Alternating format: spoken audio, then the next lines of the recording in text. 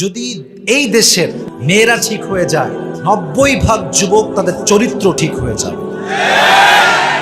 এবং এই যে চরিত্র নষ্ট হচ্ছে সবচেয়ে বড় কারণ হচ্ছে মেয়েদের ড্রেস, পোশাক।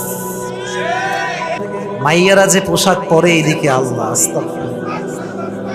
আমি যখন ভাই যমুনা ফিউচারে আমি কখনো শপিং এ বা কিছু কিনতে যাই, আমি খালি ভাবি যে আল্লাহ কই আসলাম আমি। আল্লাহ এদেরকে পরিপূর্ণ পর্দাশীল হওয়ার তৌফিক দান করুক, পড়া আমিন। এখন অনেকের মনে প্রশ্ন, হুজুর তাহলে আপনিও দেখেন, খালি প্যাচ মারবেন না, প্যাচ ধরবেন না।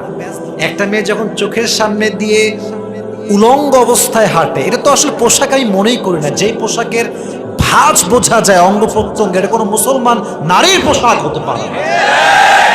তো এই যে প্রথম চোখটা পড়ে না, ওইটাই কিন্তু বড় একটা জঘন্যতম অন্যায়ের দিকে আমাদেরকে নিয়ে যায়। কারণ প্রথমবার দেখলে সেকেন্ড বার দেখতে মনে চায়, আস্তে আস্তে যুবকটা দেখতে দেখতে জেনার দিকে ধাবিত হয়ে যায়, ঠিক আছে না? তো ঢাকার মেয়েদের সবচেয়ে বড় সমস্যা বা পুরো বাংলাদেশের সমস্যা হচ্ছে পোশাকের সমস্যা। এখন মেয়েরা বলবে আমাদের পোশাকে কোনো দোষ নাই, আমাদের চোখের দোষ। এরকম মেয়ে বাংলাদেশে আছে না, আছে না, আছে না? আমি বলবো বোন, যদি আপনার লজিক এটাই হয়, তবে আমি আপনাকে একটা পাল্টা লজিক দিব। যত মেয়ে এই দেশে ধর্ষিতা হয়েছে, তার 5% মনে হয় বোরকাওয়ালি ছিল না।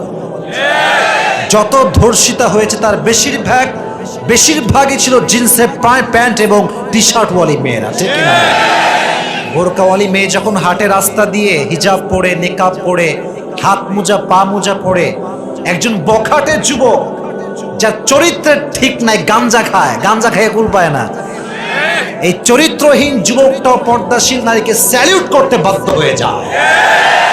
আল্লাহ আমাদের প্রত্যেকটা সাভারের মা বোনকে ফাতেমার মতো পর্দাশীল হওয়ার তৌফিক দান করুন, সকলেই পড়া আমিন।